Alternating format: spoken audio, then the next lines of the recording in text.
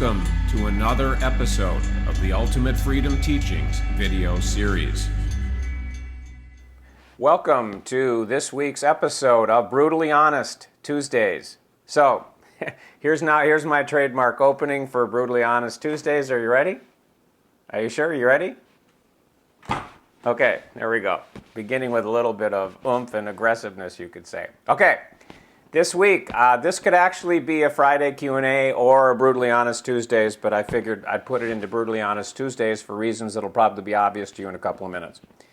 The question that I get an awful lot in one way, shape, or form is, Robert, are there universal laws that govern everything that happens to us day to day? And the answer to the question is, which might surprise you, yes and no. Are there objective, universal laws that are just there, they're fixed in stone, they affect everybody, they're immutable, you cannot overcome them or suspend them or whatever? The answer to that question is no.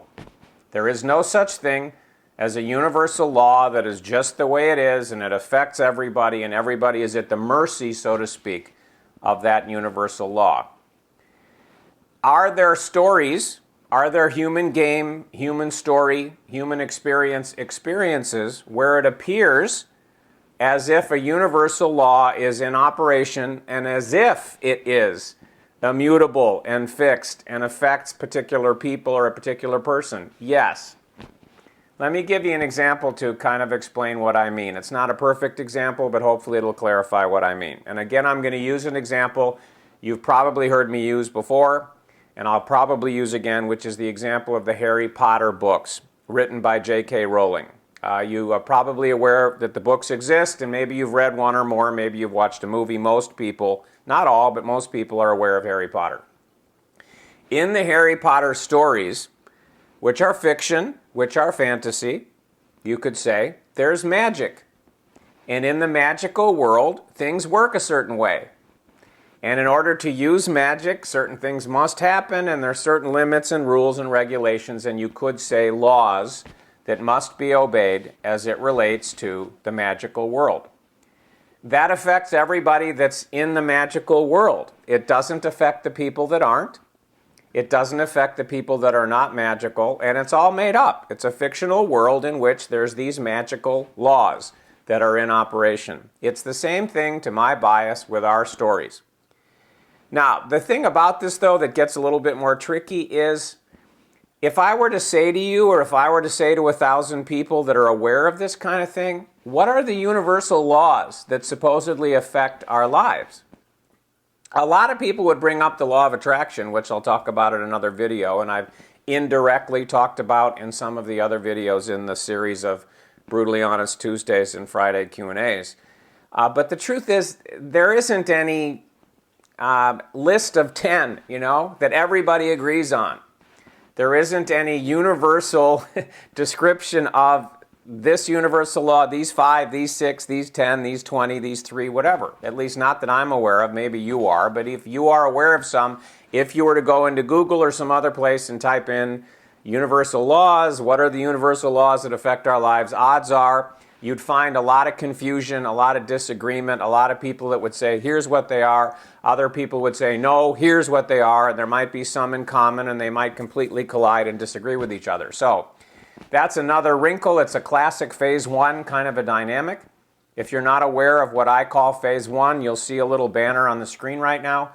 It's a link you can go to on my website to get a free training that will explain what I mean by phase 1 and a lot of other things that I'll be talking about. It's a classic phase 1 thing, that there are these universal laws, but nobody can agree on what they are, and some people say it's this, and some people say it's this, and some people say it's these, but one will say this one works this way, and someone will say, no, it doesn't work that way, it works this way, and there's all this disagreement, you can't get any clarity. So even if there were universal laws and they really did have immutable, fixed, whatever effect on us, what are they? There's no clarity on that anyway, so it's another reason why there aren't. All of our stories, and I've talked about this in different ways, I've talked about it as talking about mission and purpose and theme and stories and what your life's about, what your story's about. If the appearance of a universal law, whatever it might be, even if you're the only person on the planet that knows about it, if there is the appearance of what's called a universal law, and it's just the way it is, it's about some aspect of the human experience, if it is part of your story for you to be aware of that universal law or 5 universal laws or whatever it is, and for them to appear to work a certain way in your life, they will. Your whole life, for part of your life, whatever. And if it's not part of your story, just like magic is not part of everyone's story, in the Harry Potter stories, there's other things in what we would call science fiction and fantasy. If you were to go to a bookstore, go to Amazon, there are other universes and worlds and stories where certain things apply and certain things don't. There's certain rules, there's certain laws, there's certain whatevers. If it's important to your story for there to be an awareness of such a thing as a universal law and for it to affect you in a certain way every time, all the time, or there to be confusion or phase 1 dynamics, then it'll appear. And if it's not, it's not. It's raw material for stories. It's raw material from which amazing human game experiences can be created and stories can unfold with particular things and raw material to build interesting stories. Just like every story has raw material as a foundation on which the story is built and on which the story then unfolds. Certain rules, regulations, laws, realities, situations, factors, whatever. So, universal laws, however they're defined, however they appear to work, whether they appear to work all the time or not, whatever it is, if it appears in the story, and by the way, it doesn't in most. Take the example of my father, take the example of my brother, take the example of my mother, just to talk about my family. If you were to talk to them about universal laws, they wouldn't have any idea what you're talking about. It's completely irrelevant to their story. If you were to have talked to me as early as my 20s, I would have had an idea that such a thing might have existed. It was part of my story for that to be on my radar. I couldn't have told you what they are and how they work, like I said. If you were to talk to my sister at a certain point in her life and say, hey, do you know what universal laws are and do you think they affect your life? She was aware of them and could have told you certain things. But the vast majority of the people on the planet have no idea of the concept or what they are, whether it's affecting their lives or not. And there are people that believe in universal laws that would say, well, you don't need to know about it. You don't need to agree with it. You don't need to believe in it. Universal laws are universal laws. They're affecting you whether you know about them, agree about them or not. And I'm not going to go there. It doesn't matter. What I'm trying to say is, if it's important for there to be awareness of it, if it's important for them to appear to have power over you, limiting ability over you, whatever, they'll appear in your story. If not, not. But all it is a building block for a unique experience. It's a possible explanation of how things can work in a unique story, in a unique game, for a unique character, in a unique story unfolding in a unique way. If it's useful, if it supports the unfolding of a unique story, yes, universal laws appear to be real, appear to be true, and appear to work the way they do, but it doesn't have to be that way. It's just raw material.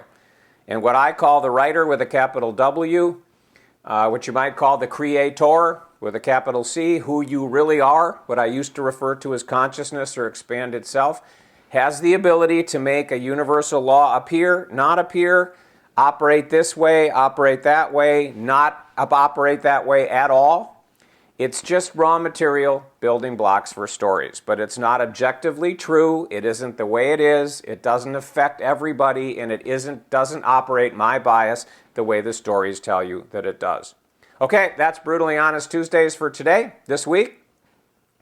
If you love it, hate it, disagree with it, think I'm nuts, crazy, horrible, awful, evil, whatever, I welcome your comments below this video wherever you're looking at it.